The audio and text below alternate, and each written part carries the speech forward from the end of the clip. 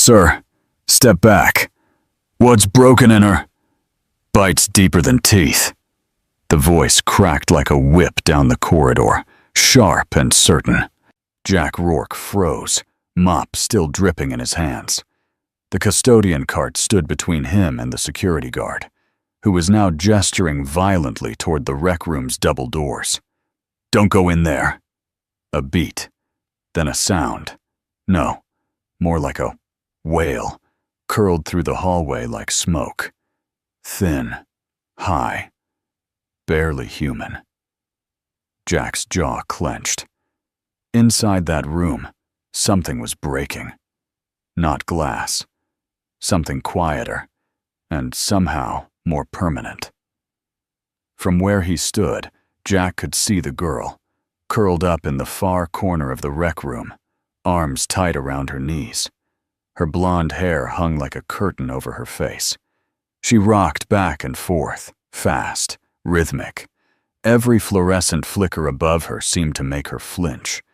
A circle of adults had gathered, nurses, staff, 2 soldiers, even the base chaplain, none of them daring to step forward.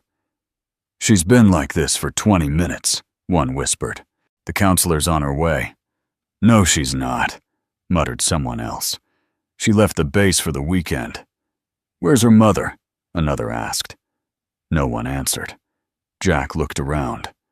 No one moved. The guard raised his voice. "Sir, I'm giving you a direct order. Do not interfere." Jack didn't even blink. "I'm not here to interfere." And then, without asking permission or waiting for a green light, he stepped through the door. Inside, the air was thinner. Jack moved slow, like the floor might shatter under him. He didn't speak, didn't look at her too directly, just kept walking, past the vending machines, past the frozen faces, toward the old piano at the far end of the room. No one ever used it. A beat-up upright, nicked with decades of use, its keys probably out of tune. He sat. The bench creaked under his weight. The silence was loaded, half warning, half disbelief. He set his fingers on the keys and played. Not loud, not fast, not impressive. Just a simple progression. 4 chords, the kind you could hum in your sleep. He kept his eyes on the yellowing keys, his hands moving steady, like he'd done it 1,000 times in another life. Behind him, the girl's rocking slowed. From the mezzanine above, behind one-way glass, a woman in olive green uniform leaned forward ever so slightly. Her name, Colonel Riley Harlow. Her posture, military perfect. But her fingers had curled into a tight, trembling fist. She said nothing. She just watched. Downstairs, Jack's music continued. A waltz, barely breathed. Something slow, intimate, almost tender. And then, movement. The girl, still in her corner, lifted her head. Her lips stopped their murmur. Her shoulders dropped a fraction. Jack kept playing. No talking, no coaxing. Just music. The girl uncurled one leg, then the other. She didn't stand. She didn't smile. But she was no longer rocking. She was listening. "He's just a janitor," someone whispered near the door. Jack heard it. He didn't flinch. The tune shifted into something a touch more hopeful, like clouds slowly parting. The room had stilled. The energy, once sharp and panicked, now hung soft in the air. The girl crawled forward, one slow inch, then another. A soldier near the wall blinked back tears. The guard who had tried to stop Jack said nothing. Jack's left hand repeated the same 3 notes over and over. His right hand hovered, then trickled down a high note that landed like a sigh.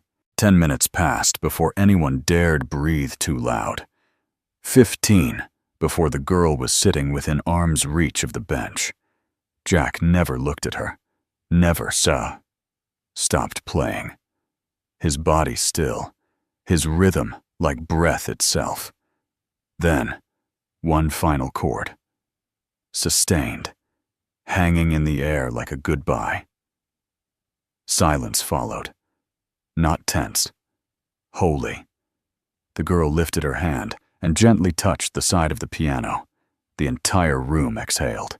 Jack stood. He turned, not toward the girl, but toward the doorway, where half a dozen onlookers now parted like sea from stone. He pushed his cart with slow, even strides. As he passed the guard, he said calmly, "Don't mistake silence for absence. She's still in there. You just haven't known how to knock." Upstairs, Riley Harlow didn't move for a long time. She watched the girl, still sitting by the piano, still touching its side like it might dissolve if she let go. She watched the janitor vanish around the corner like a ghost with no medals, and she whispered, to no one but the thick air around her, "Who the hell is he?" That night, Riley didn't sleep. Not much, anyway. Her laptop remained closed. Her uniform lay untouched on the back of the chair.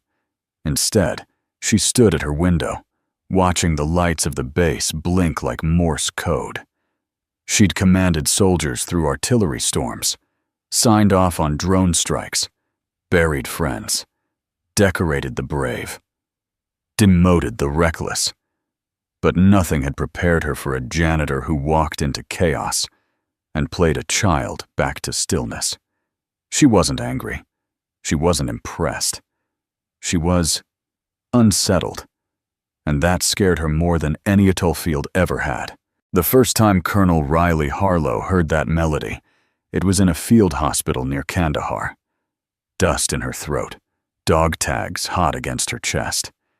The piano had been old and cracked, shoved into the corner of a chaplain's tent. A medic played it after a soldier's funeral. No lyrics, just that same aching waltz. She hadn't heard it in years, until today. The next morning, Riley stood alone in the observation room, reviewing the security footage. She told herself it was protocol, that her role required due diligence. But truth be told, she needed to see if what she felt had been real. She fast-forwarded through the footage until the janitor, Jack, the name tag read, walked into frame. No hesitation, no fuss. He walked like someone who knew how silence could become a cage. And then, he played. The same 4 chords, the same impossible stillness. As the girl calmed, Lily, she reminded herself. Riley caught the moment Jack reached the final note. He didn't even look at her. Just stood, as if the moment had nothing to do with him. Riley paused the video, zoomed in on his face. There was nothing extraordinary, no swagger, no smile, just a man who knew something. She leaned back in her chair, arms folded. "What do you see?" asked Lieutenant Harper, knocking gently before entering. "Someone who shouldn't have been in that room," Riley said flatly. And yet, he did more in 10 minutes than 3 therapists in 3 months. Riley didn't answer, just stared at the screen. Harper hesitated, then added, "Sometimes, ma'am, it's not about breaking protocol. It's about breaking through." Riley exhaled through her nose. "Find out who he is. Quietly." "Yes, ma'am." By afternoon, the file landed on her desk. Jack Rourke, age 35, widowed. 1 daughter, age 9. Previous occupation, special education music teacher, Denver Unified School District. Left the profession 3 years ago. The report noted nothing disciplinary, nothing concerning. Just a man who seemed to have stepped sideways out of the world and into hers. Riley sat at her desk for a long time before rising. She didn't call him, didn't summon him with rank. Instead, she walked, all the way to the supply wing, past the echoing corridors, past the eyes that followed her without ever meeting her gaze. When she found him, he was kneeling by a broken water pipe, elbow deep in rust. Jack didn't look up. "I figured I'd get called sooner or later," he said. His voice was steady, but not defensive. Riley folded her arms. "You overstepped." "I know. You violated direct orders." "I know." She paused. "And you calmed a child no one else could reach." This time, Jack did look up. "She didn't need fixing," he said. "She just needed a melody." Riley tilted her head. "That line sound as poetic in your head as it did out loud?" Jack wiped his hands on a rag. Some truths wear better when spoken plain. They stood in silence, the hum of a nearby generator the only sound. "You used to teach," she said at last. He nodded. "Why stop?" Jack hesitated. His jaw tightened. "Because sometimes showing up for other people's children means going home empty." That landed harder than she expected. She didn't press, just said, "What you did wasn't protocol." "I'm not military," he replied. She smiled faintly. "Clearly." Then, before she could talk herself out of it, she said, "You'll report to the music room every evening, 5 o'clock sharp." He blinked. "To clean?" "To play. A beat. No uniforms, no cameras, no audience, just you, the piano, and whoever needs listening." Jack studied her carefully. "Why?" Her voice dropped, almost imperceptibly. "Because yesterday, for the first time in months, Lily fell asleep without medication." Jack absorbed that, nodded once. Riley turned to leave, but before she did, he said, "You know, silence doesn't heal by itself." She paused in the doorway. "I know," she said, then softer, almost to herself. "But it's where healing begins." That evening, the room was empty again. The bench waited. The keys, yellowed but loyal, sat under the soft light of dusk. Jack arrived 5 minutes early. He didn't expect anyone. He certainly didn't expect her. Riley stood in the corner, arms crossed, still in uniform, but with the top button undone. Her eyes followed the room, not him. "I didn't expect company," Jack said. "I'm not here to observe," she replied. "I'm here to remember." "Remember what?" She walked to the bench, rested her hand on it. "That once, a long time ago, I thought music was just pretty noise." Jack sat. He let his fingers hover over the keys. "You know what I've learned?" he said. Riley didn't answer. "That music isn't about filling space. It's about meeting someone where their silence lives." She looked at him, her gaze sharp and unguarded all at once. "Then meet me there," she said. Jack began to play, and this time she sat down beside him. "You know what scares them more than a broken rule?" Jack said softly, not looking up from the keys. Riley Harlow sat beside him, rigid as stone. She said nothing. Jack played on, chords low and steady, like the hum of distant thunder. They're more afraid of something they can't control, like stillness or kindness. Riley didn't respond right away. She watched his hands move over the worn piano, not polished, not perfect, but certain. "Control keeps people alive out there," she finally said. "It's not just power, it's structure, discipline. Without it, people die." Jack nodded once, almost to himself. "And without softness, people disappear long before they're gone." That line landed. She turned her face away, jaw tightening. He kept playing. Earlier that day, Riley had sat in her office with 3 base administrators and a stiff report on her desk. "Letting a janitor engage with dependents, especially minors in crisis, is a liability," one officer had said, tapping the folder like it owed him something. Another chimed in. He doesn't have clearance, no psychological certifications, no supervision protocol. It sets a precedent. Riley had listened to all of it, word by word, tight-lipped, silent. Then, she'd said one thing. And yet, he's the only one who's reached her. The room had gone quiet. They hadn't liked it, but they'd stepped back. Temporarily. She knew that clock was ticking. Now, sitting beside Jack, she felt the weight of that ticking more than ever. I used to think, she said slowly, that some kids were just unreachable, especially in the military system. They get shifted, reassigned, left behind in structure more than relationship. Jack kept playing. Riley's voice dropped. I stopped trying to reach them. I started organizing them. Jack let the last chord fade before speaking.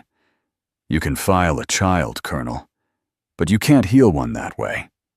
She laughed once, sharp and bitter. Do you always speak in parables? He looked at her for the first time. No, only when silence isn't enough. The door creaked behind them. Lily. She stepped in quietly, hugging the wall. Her shoes barely made a sound. Riley tensed, but didn't move. Jack smiled gently and shifted the melody, softened it further. A few higher notes, like sunlight. Through fog. Lily didn't speak, but she walked, slow, hesitant, toward the piano. Her fingers twitched at her sides. Jack reached into his satchel and pulled out a sheet of blank music paper. He folded it carefully and placed it beside him on the bench. Then, without looking at Lily, he said, Sometimes we write without words. Feel free to add to the silence. Lily sat on the floor. Not far, not close. Just enough. She picked up the sheet, took a pencil from her pocket, and began to draw. Not notes, but shapes. Symbols. Scribbles. Riley stared at her, unmoving. Her voice low. That's the first time she's sat that close to anyone since arriving. Jack's voice didn't rise. It's not closeness. It's safety. Looks the same. Feels different. Later, after Lily had gone, and the music had slowed to a single repeating phrase, Riley stood. You'll keep coming, she said. It wasn't a question. Jack looked at her. Do you want me to? Yes. A pause. Then, but not for me. Jack raised an eyebrow. For her, then. Riley hesitated. No, she said. For both of us. She walked out before he could answer. But at the door, she turned, hand on the knob, and said quietly, My daughter would have been 8 last month. Jack didn't move. She used to sit under the piano when I practiced, said the music made the floor feel like it was breathing. A silence passed. Jack's hands fell to his lap. She died, Riley continued, voice steady but hollow. Car accident. While I was deployed. Jack closed his eyes for a moment, then opened them slowly. That's why you don't play anymore. She nodded once. Jack didn't offer sympathy. He didn't say sorry. Instead, he said, Maybe the floor is still breathing. It's just waiting for someone to listen again. That night, Riley sat in her quarters, fully dressed, lights off. She stared at her boots, stared until they blurred. Then, without planning to, she walked to the upright piano in the chapel. The keys were dusty, the silence deafening. She pressed one note. It cracked slightly, out of tune. Then another. 3 chords later, her hand started to shake. Not from fear, from memory. A breath, then 2, and suddenly, she wasn't in uniform. She wasn't a colonel. She was just a mother, sitting in the dark, trying to remember what it felt like to make something beautiful, without permission. The piano room smelled like dust and lemon polish. Jack arrived early, as always. He had stopped checking the time. The sun through the high windows told him enough. Soft golden light meant it was almost 5. He sat on the bench, cracked his knuckles once, then let his fingers find their place. Today, he didn't start with melody. He just held a single note, low and steady, long enough for it to become something more than sound. A tone you could lean into, a tone you could trust. The door clicked open. Riley stepped in, civilian clothes this time. Hair tied back, no badge, no rank. Just Riley. She didn't speak. She didn't need to. He shifted into a soft waltz, one she'd recognize by now. She closed the door behind her. Then Lily arrived. No announcement, no glance toward the adults. She just walked in and went straight to her corner near the piano, sat down cross-legged, and opened the small leather-bound notebook Jack had given her the day before. It wasn't much, just recycled pages, blank staff lines, a pencil tucked inside. But Lily had filled 3 of them already with shapes, patterns, even a few timid notes. She didn't speak, but she tapped her foot gently in rhythm. Not to the music exactly, to something older, something inside. Jack noticed. So did Riley. He let the chords shift again. Warmer, a little braver. Riley finally spoke. "What is that?" Jack smiled faintly. "It's a progression I made up years ago. Called it Blue Waltz. Used it to reach kids who couldn't talk yet." "Why blue?" "Because it calms the chaos," he said. Then, after a beat, "And because it doesn't ask for attention, it just stays." Later, as Lily doodled in silence, Riley sat on the windowsill, her eyes far away. "My ex-husband used to say I only spoke in orders," she said. Jack leaned back on the bench. Did he say that as a joke or a wound? "Both," she exhaled. "I used to laugh, until I realized my daughter had picked up the same habit. She'd salute me before bedtime." Jack winced slightly. "That's a hard echo to hear." Riley nodded. "I thought I was giving her structure. Turns out I was giving her walls." Jack was quiet for a moment. Then he said something that clung to the air like a hush. "The hardest part of losing a child is realizing which part of them you never gave yourself permission to know." Riley looked down, jaw clenched. "I never heard her favorite song," she whispered. Jack turned gently toward her. "Let's find it together." That night, Jack sat with Emma, his 9-year-old daughter, in their small off-base apartment. She was coloring on the floor, legs sprawled out like tangled vines. He was folding laundry, humming Blue Waltz under his breath.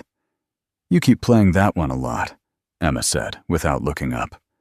Jack smiled. "It helps someone sleep." "Is she sad?" Jack paused. "Yes, in a quiet way." Emma looked up. "Like you after Mom?" He swallowed. "Yeah, sweetheart. Just like that." Emma nodded, then went back to coloring. Then softly she asked, "Does she have anyone to tuck her in?" "No."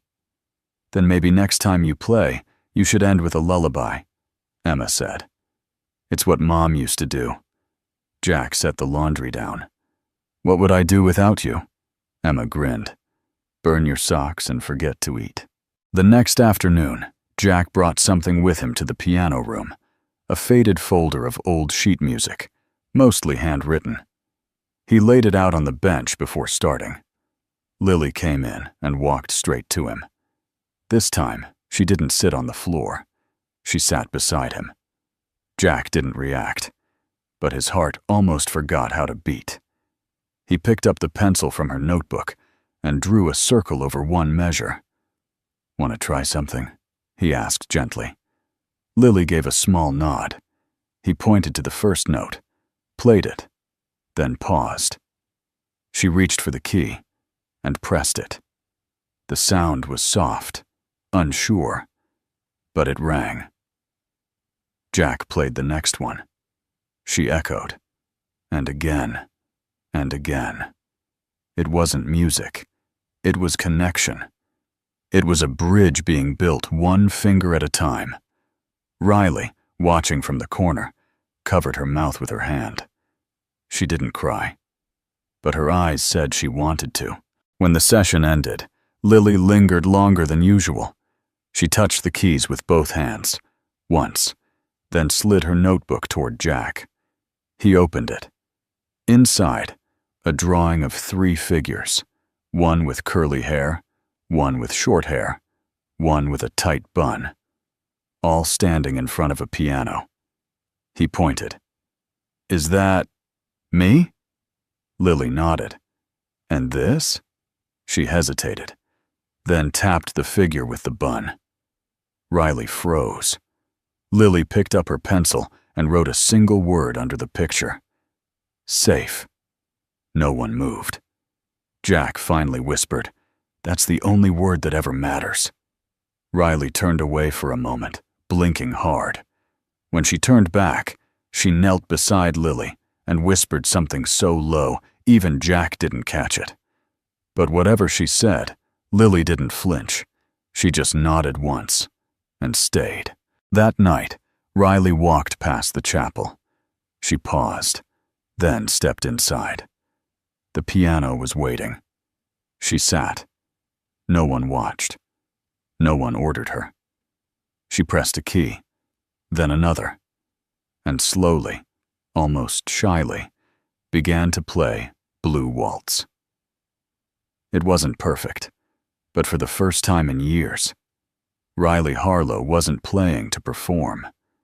She was playing to feel. The folded envelope had been in Riley's drawer for almost 3 years.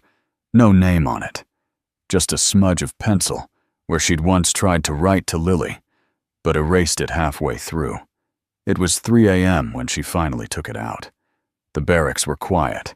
Even the heating unit had stopped humming. Just the occasional distant echo of boots in a hallway, and the sound of her own breath, shallow and uncertain. She held the envelope like it might burn her. Then slowly, she tore it open. Her own handwriting stared back at her. Raw, uneven, the kind you only write when your hands are shaking, but your heart won't stop screaming. "Sweetheart, I don't know how to say goodbye without breaking something in both of us. But I also don't know how to stay without shattering the little strength I have left. They told me time heals. But what if time forgets you first? If you're reading this, it means I'm still too much of a coward to say it out loud. But I love you, Lily. I loved you more than I knew how to show. I still do. I just didn't know how to stop saluting when I should have started hugging." She pressed the paper to her chest. Then she cried for the first time since Lily was taken. The next morning, the chapel was already open when Jack arrived. He wasn't playing, just sitting there, elbows on his knees, looking at the worn floor like it held answers he couldn't name. Riley entered quietly. She held the letter in her pocket. Her heart beat against it like it wanted out. Jack didn't look up. She sat beside him. "I read it," she said. Jack turned slightly, brows furrowed. She pulled the note from her jacket and held it between them. "I wrote this 3 years ago. I was going to leave it at Lily's foster home and disappear, but I couldn't. I couldn't even fold it right." Jack looked at her. Not the paper. Her. "You were still a mother, even when you didn't know how to be." She lowered her eyes. "You think that counts for anything?" He answered without hesitation. "It counts for everything." She looked at the keys.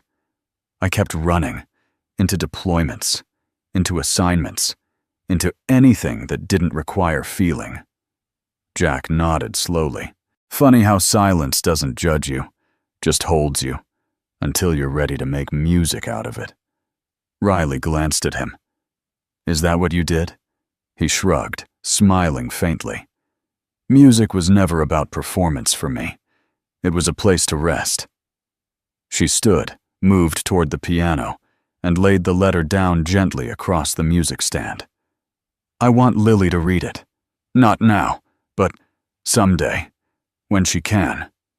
Jack approached, careful, like approaching a wild animal that had finally stopped running. She's coming back today, he said. Riley's breath caught. What? She called Emma last night, asked if she could come just to listen. I think she's ready.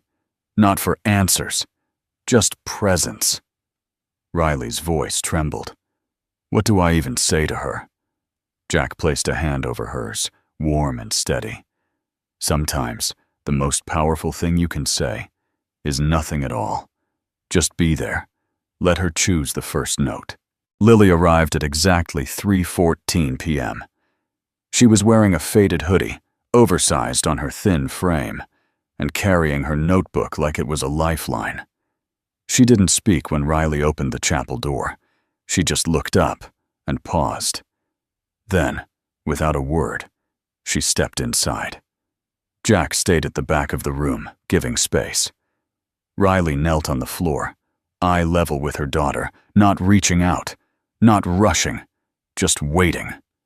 Lily's lips parted like she might say something, then closed. Instead, she took out the notebook and flipped to a blank page. She drew a single note, a whole note, alone on the staff, then slid the book toward her mother. Riley looked down at it and whispered, "Is that me?" Lily nodded once. Whole, not half. The words cut through Riley like sunlight through a dark room. I don't feel whole, Riley said gently. Lily looked at her, then added something under the note. She wrote, "But you stayed." Riley couldn't speak. Instead, she reached out, slowly, carefully, and held the edges of the notebook.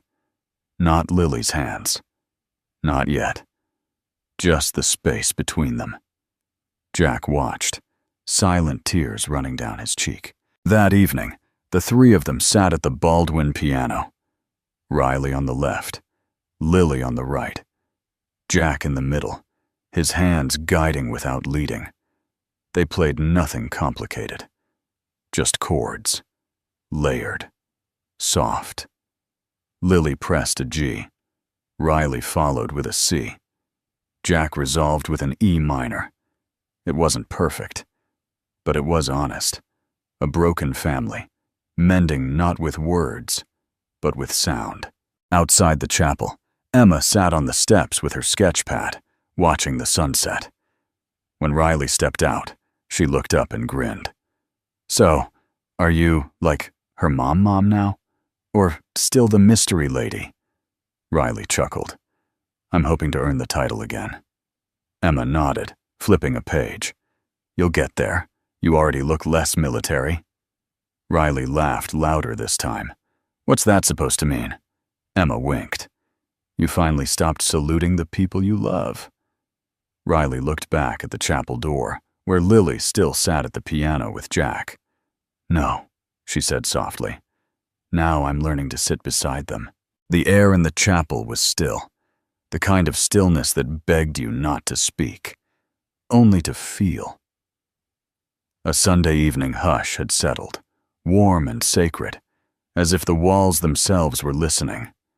Jack sat at the Baldwin Grand, his fingers resting on the keys but unmoving, like a man waiting to breathe. Across from him sat Lily, legs swinging beneath the pew, her little notebook beside her. She hadn't opened it today. She didn't need to.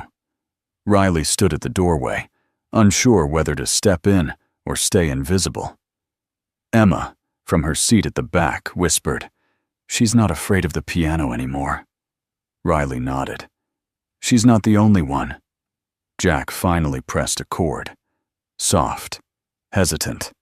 A low E minor. The sound drifted, delicate as snowfall. Lily's head turned slightly. Jack nodded once, inviting. Lily reached across, tiny fingers pressing a single G note. Then she looked at him. He didn't say a word, but the smile that flickered at the edge of his lips was full of something more powerful than any affirmation. And then, a third note. From behind them. Riley had stepped forward, almost unconsciously, and touched a C key, forming a chord they'd played before. E minor. G, C. A melody of mending. Lily blinked. We're playing together? Riley knelt beside her, voice quiet. We're learning together. The little girl looked from Riley to Jack. Can a song fix people? Jack finally spoke, his voice low and steady. No song fixes you, but the right one reminds you you're worth the repair. Lily stared at the keys. I want to play something that makes people feel warm. Riley placed a hand gently on her daughter's back. Then play from the part that still hurts. That night, Jack walked Riley back to the barracks. Neither said much until they reached the steps. Thank you, she said. He tilted his head. For what? For not rushing it. For not pushing her. Or me. Jack looked up at the stars. You don't pull a seed out of the ground to see if it's growing. Riley smiled. That's one of those things you say that sounds simple, but stays with you. Jack chuckled. I don't say much, so I try to make it count. Riley hesitated. Then, with a breath, do you ever feel like you missed your moment? Like the world moved on, and you didn't go with it? Jack didn't answer right away. Then, every day, until I realized, maybe my moment wasn't behind me. Maybe it's been waiting for me to show up. Their eyes met. Neither looked away. And for a second, the silence between them didn't feel like emptiness. It felt like promise. The next afternoon, something changed. It was in the way Lily ran down the hall instead of walking. It was in the way she grabbed Emma's hand and pulled her toward the music room. And it was in what she said when they entered. Can we write a song? Emma blinked. Like, a real one? Lily nodded fiercely. A song about almost giving up, but not. Jack looked up from tuning the Baldwin. Sounds like a song the world needs. Riley stood behind them, arms folded, but eyes soft. Then we'll help you write it. Emma sat beside Lily, pulled out a pencil. What do we call it? Lily grinned. Let me stay. Jack inhaled sharply. Riley's hand went to her heart. That phrase, those 3 words, were the first Lily had ever whispered to Jack in the chapel months ago, curled up on a pew with her teddy bear and no mother in sight. Jack looked at her. You remember that? I never forgot, Lily said. It's when I stopped being scared of people with quiet eyes. Riley leaned forward. What do you want the first line to be? Lily didn't hesitate. You found me where silence falls loudest. Emma's pencil scratched it down with reverence. Jack sat, let the words settle. You're not writing a song, he said finally. You're writing a bridge. To what? Riley asked. He looked at Lily. To each other. For days, the music room became their sanctuary. Each line carved from Lily's heart. Each chord shaped by Jack's ear. Each harmony tested by Riley's trembling voice, steadier with each note. Even Emma hummed along, sometimes holding Lily's hand as they rewrote verses. No pressure, no perfection. Just 4 people trying to stitch their cracks together with melody. One afternoon, Riley stayed behind after rehearsal. Jack was closing the piano lid, careful as always. She walked to him, closed this time, not out of accident, but choice. I've been thinking, she said. Jack looked up. When this song is finished, I want to share it. On stage. For the unit. For Lily. For everyone who's ever been one step away from giving up.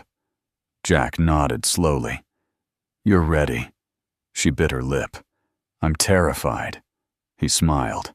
Then you're definitely ready. And then, like it was the most natural thing in the world, she leaned forward and kissed his cheek. A brief touch, but real. Warm. Jack didn't move, but something softened behind his eyes. Riley stepped back, flustered. Sorry, that was... He stopped her with a whisper. Don't be. And then he added, softer still, sometimes the best songs are written when you stop editing. The auditorium wasn't grand. It had no velvet curtains, no golden fixtures, no rows of cushioned seats. Just folding chairs lined up in rows, fluorescent lights humming above, and a modest wooden stage pushed up against one wall of the base rec center. But to Lily, it might as well have been Carnegie Hall. She stood at the edge of the stage, tiny boots too big for her, clinging to her worn notebook like it was a lifeline.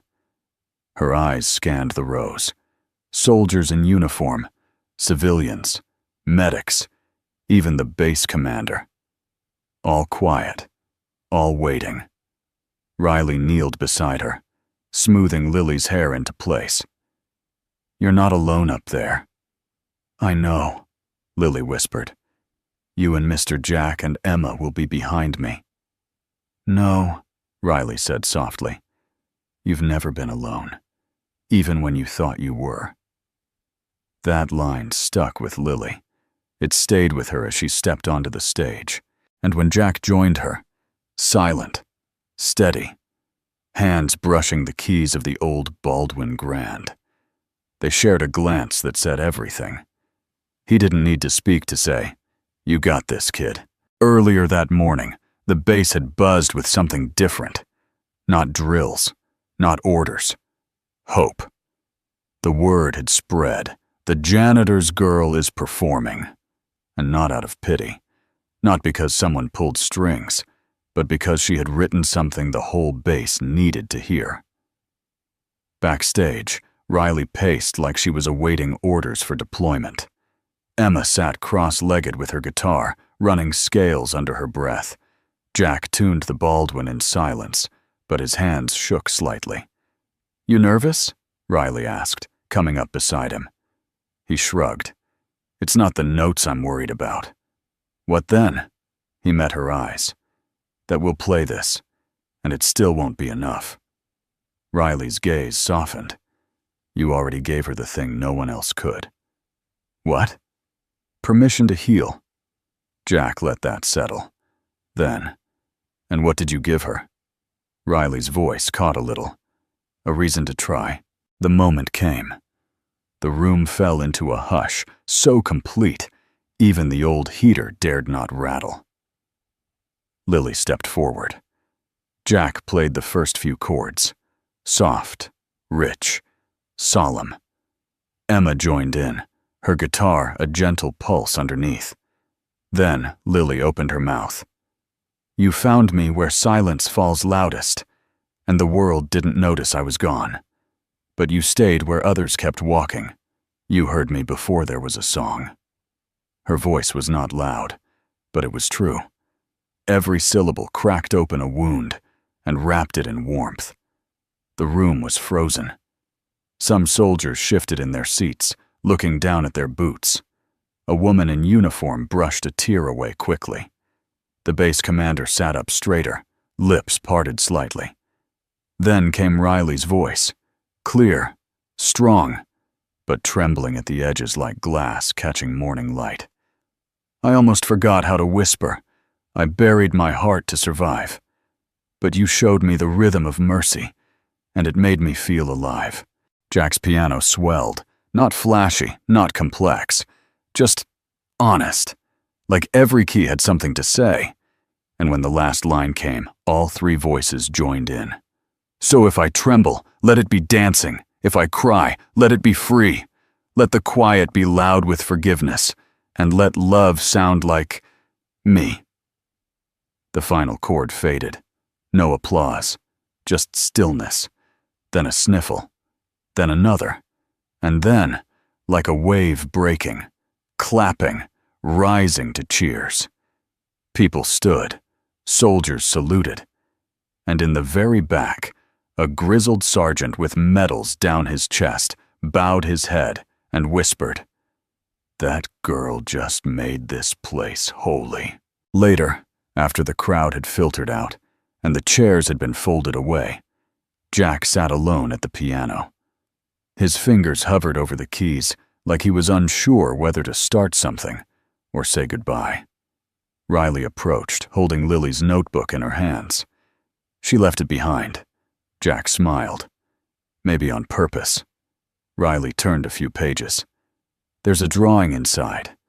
Of all of us." Jack raised an eyebrow. "She drew me with hair." "You have hair." "Not that much." Riley sat beside him. "She called the picture My Real Family." Jack didn't reply. So she added, "Do you think we are?"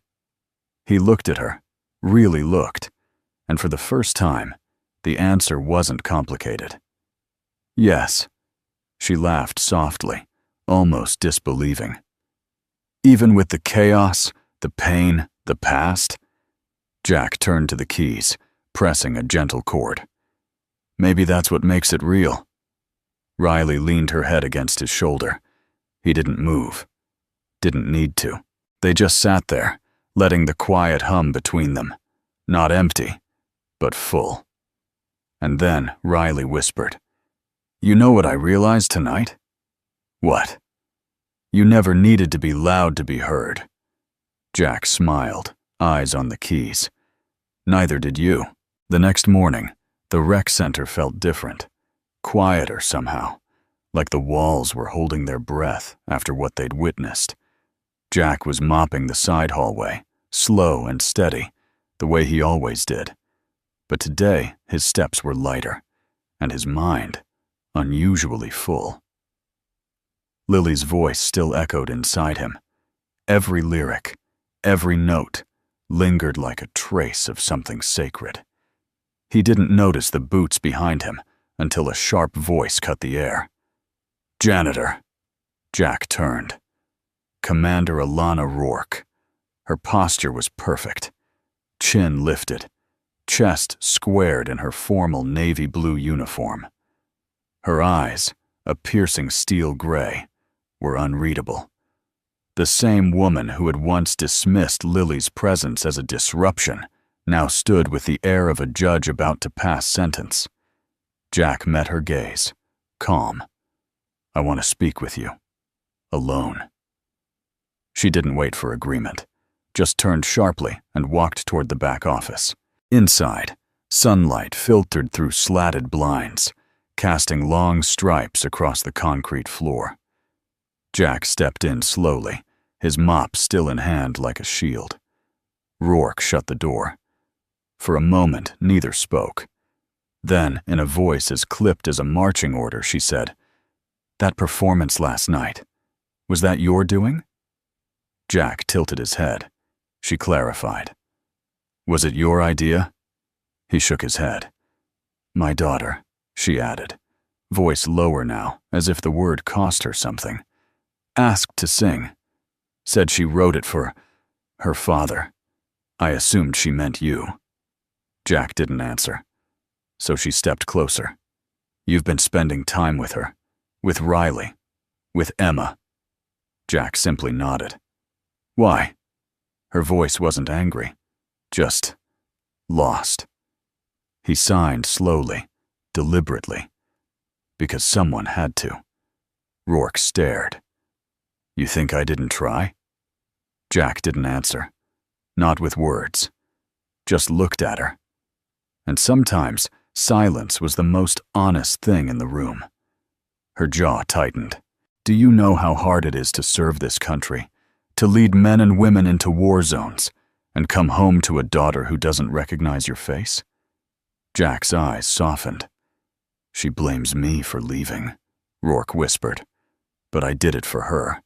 Everything I've done, this entire career, was to make her proud. She looked away for a long moment, then admitted, "But I don't even know what makes her smile anymore." Jack took a step forward. Quiet, respectful. Then he signed. "Maybe you don't have to fix it. Just show up." Rourke looked down. "And if she doesn't want me to?" Jack's reply was slow, deliberate. "Then you wait, and you earn it. Day by day." That landed. For a moment, Rourke looked not like a commander, but a woman on the edge of her own walls. "She talks about you, you know. Says you make her feel safe. Says you listen." Jack's brow furrowed. "She never said that about me." He placed a hand on his chest, then meowed at her. "You're still her mother." Rourke exhaled shakily. "That girl, she sang like she was born from pain." Jack nodded, but not abandoned. The words settled in the air like a benediction. Then Rourke asked, quieter this time, "Do you believe people like me deserve forgiveness?" Jack took a long moment, then signed. "If not, what are we all fighting for?" Later that afternoon, Riley found Jack sitting outside the barracks on the loading dock. His jacket was off, sleeves rolled, hands covered in grease from fixing the busted heater pipe. "You always fixing something," she teased. Jack didn't look up, just raised a brow. She sat beside him. "Lily's been writing again. Said the next song might be called The Quietest Hero." Jack smiled, just slightly. "She thinks it's about you," Riley added. "But I have a feeling it's about more than that." Jack finally looked at her, eyes questioning. Riley shrugged. "About what it means to be heard without yelling, to fight without fists, to love even when it hurts." A beat of silence. Then Jack tapped his chest twice, signed "you," and pointed gently at her heart. Riley blinked, caught off guard. "Me?" He nodded. She smiled, then leaned in a little, voice softer. "You know, Jack, some people come into your life like storms, loud, messy, fast." He waited. "But you," she whispered, "you showed up like winter, quiet, still, but strong enough to change everything." Jack looked away, but the corner of his mouth lifted. She added, "I don't think I ever thanked you." He signed. "You didn't have to." But she took his hand, held it. "I wanted to." They sat there for a while, her shoulder against his. Two people bruised by the world, but no longer alone in it. And across the lot, from the corner of a window, a young girl with a notebook and a guitar watched them, smiling, writing down something. Because maybe, just maybe, this was the next verse. The first frost of December dusted the barracks windows in lace-like patterns. Lily traced them with her fingertip, lost in thought, as if trying to write a song in the clouds of her breath. Across the room, Emma practiced braiding her hair in the mirror, humming one of Lily's songs under her breath. Riley stood at the door, watching them quietly. Her girls. She used to call them that, back when the house still smelled like pancakes and deployment felt like someone else's story. Now, she felt more like a visitor to their world than the woman who once held it together. Jack entered without a word, a small tray in hand. Hot cocoa, extra marshmallows. He placed it on the dresser without fuss. "Jack?" Emma asked, eyes lighting up. He raised his brows in mock surprise. "You called me by name?" She giggled and nodded. Lily turned. "He's the only one who remembers how I like my cocoa." Riley tensed at that. Barely. But Jack caught it. He walked to her slowly, signed. "There's still time." She looked up. "Is there?" Jack nodded. If you listen more than you speak, if you show up, even when it's awkward, that's what matters. She studied his face. How do you know that? Jack paused, then signed. Because I didn't, and I lost more than words. That silence between them wasn't heavy, it was honest. That evening, the base held its annual winter charity gala. Simple, low-key, more family potluck than ballroom. Folding chairs, a stage made from old pallets, soldiers in dress uniforms standing beside children in hand-me-down coats. Mismatched, yet beautiful. Commander Rourke took the podium as the opening act. This base, she began, has weathered deployments, lost good men and women, and watched children grow in our shadows. But tonight, I want to thank someone who reminded us that being strong doesn't always mean being loud. She looked down briefly, then up again. A janitor reminded me of that. Whispers ran through the crowd. And his daughter, she added, her voice thickening, taught me that sometimes the bravest thing a soldier can do is go home. From the back of the room, Lily stood holding her guitar. Her fingers shook, but Jack was beside her. Not pushing, just present. She walked to the stage like she was stepping into a new chapter. This one, Lily said into the mic, is for my mom, and for anyone who's ever been loved, in silence.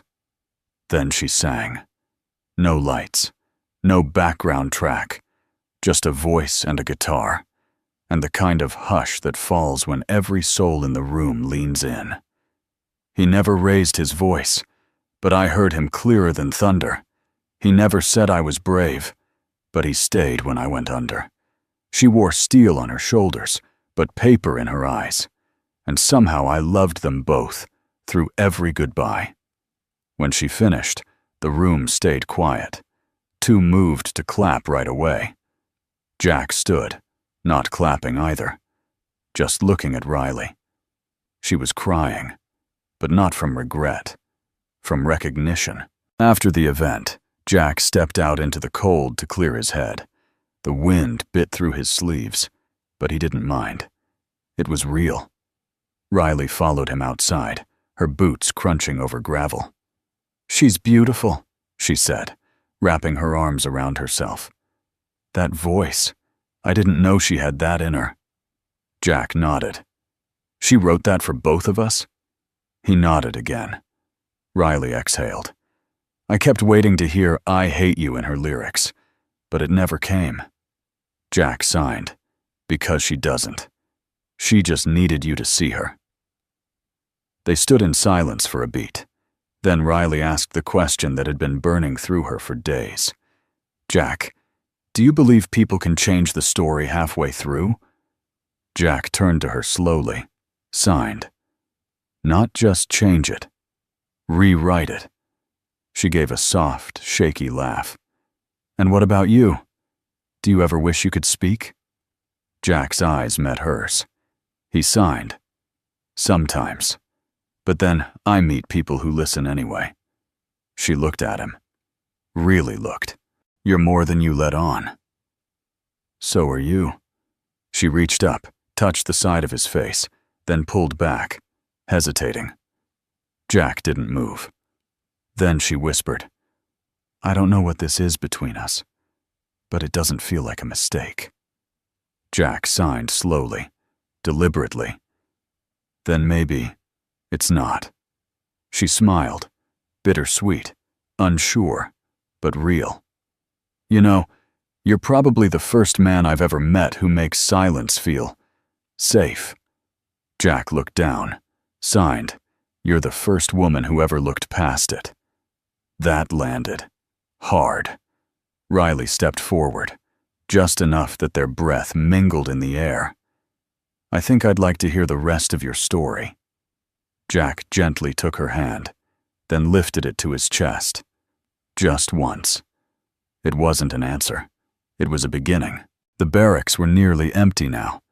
Just the soft echo of distant boots, and the ticking of a broken wall clock in the hallway, a quiet not often found on base, but tonight it felt sacred. Jack sat on the edge of Lily's bunk, folding one of her sweaters, something Riley had never seen him do. Deliberate, careful, as if each motion spoke what he never could. Across the room, Riley knelt by a box filled with her daughter's drawings. Stick figures, rainbows. One of them showed a tall man with long blonde hair holding hands with a little girl, both standing next to a piano. Jack saw it and paused. "She drew you," Riley whispered. "Not me. Not us. You." He didn't flinch. He just nodded, solemnly. Riley leaned against the wall, hugging her knees like a soldier folding inward. "Do you know what haunts me the most?" Jack looked at her. "That she trusted you more in 3 months than she trusted me in 3 years. She swallowed the ache. But maybe she should have." Jack set the sweater down and signed slowly. She just needed someone to stay. Riley closed her eyes. "That's the thing, Jack. I thought protecting her meant leaving her with people who didn't know how to leave." He tilted his head. She looked up. "I told myself duty was love, but love doesn't abandon." Jack reached into his coat and pulled out a folded note, creased, worn from fingers gripping it too many times. He handed it to her. Riley opened it slowly. "To Mom, I don't hate you, but I needed you to see me sing. I needed you to see him hear me. That's all. Love, Lily." Riley didn't cry right away. She just sat there, holding it like a truce flag from a tiny nation of one. Then her voice cracked. "She left this." Jack nodded. "She gave it to me the night before the gala. Told me I could show you, when you were ready to hear it." Riley read it again, and again, until the words blurred. "She's more grown up than I ever gave her credit for." Jack smiled. "She takes after you." Riley gave a soft laugh. God help her. Later that night, the girls came home from the overnight youth retreat. Lily stepped into the barracks cautiously, sensing a shift in the air. Emma ran to Jack immediately, arms around his waist. "Guess what? I made a friendship bracelet." Jack raised his brows, delighted. Emma slipped it onto his wrist. "It's pink and brown, like cocoa and marshmallows." He nodded in thanks, pretending it was a military medal. Meanwhile, Lily lingered near the door. She saw her mom seated at the desk, holding the note. For a long moment, neither moved. Then Riley stood. "I read it," she said softly. "All of it." Lily looked down. "Okay. I deserved worse," Riley added. Silence. Lily stepped forward. "I didn't want to hurt you." "You didn't," Riley said. "You reminded me what love should sound like." Lily blinked. "And what's that?" Riley's voice trembled. "Music. You. Him. Us." That was all. No speeches. No drama. Just mother and daughter, finding each other in the wreckage of the unsaid. They hugged, for real this time. Not because they had to, but because they both wanted it to last. Jack watched from the doorway. Quiet. Present. Riley turned to him. You saved her." Jack shook his head. "No. She saved herself. I just gave her a place to do it." Then Lily did something that no one expected. She walked over to Jack, reached up, and touched the bracelet Emma had made. "It suits you." Jack smiled. She looked at her mom. "You know he plays piano, right?" Riley raised a brow. "He does?" "Yeah," Lily said. "Like, really plays." Jack froze slightly. Riley turned to him. "Well," she smirked, arms crossed. "Are you going to let us hear it? Or are you just gonna keep folding sweaters and stealing the hearts of teenage girls?" Jack gave her a mock look of protest. Lily chimed in, grinning. "He's too humble. He played for the therapy group. Half of them cried." Riley stepped closer. "Then play for us." He hesitated, hands twitching slightly. Riley added, "It's okay if you miss a note. We'll still be here." That did it. The small piano in this corner of the rec room wasn't much. Scuffed, keys a little sticky. But in Jack's hands, it transformed. The first note was soft, almost afraid. Then came the next. Then the swell. Lily sat cross-legged near the floor, Emma curled up next to her. Riley stood back, arms crossed, but her lips parted slightly, eyes glassy. The melody wasn't just beautiful, it was honest. A song without words, telling a story none of them had ever dared say out loud. Loss, love, return, forgiveness. Jack played like he was carving out space for every scar they'd carried. When he finished, the room remained still. Until Riley whispered, "That was what I needed to hear." Jack looked at her. Then I meant every note. Later, as the girls went to bed, Riley lingered. "Jack?" she said softly. He turned. "I'm scared," she confessed. "That I'm too late. That I've broken something I can't fix." Jack walked over, gently took her hand, and placed it over his chest. "This still works," he signed. "Yours does too." Then he raised her hand to his lips and kissed her knuckles. Just once. Riley whispered, "You love them like they're yours." Jack replied, "They are. And so are you, if you want to be." She smiled, and this time she didn't look away. "I think I already am." And in that moment, neither of them needed words. The music had already spoken. Snow fell gently that morning, brushing against the window panes of the base like soft fingers, tapping out a final lullaby. Winter had arrived in full, but inside the barracks, it was warm. Not from the heaters, but from something else. Something that had finally found its way home. Jack stood at the upright piano in the rec hall again. This time, not alone.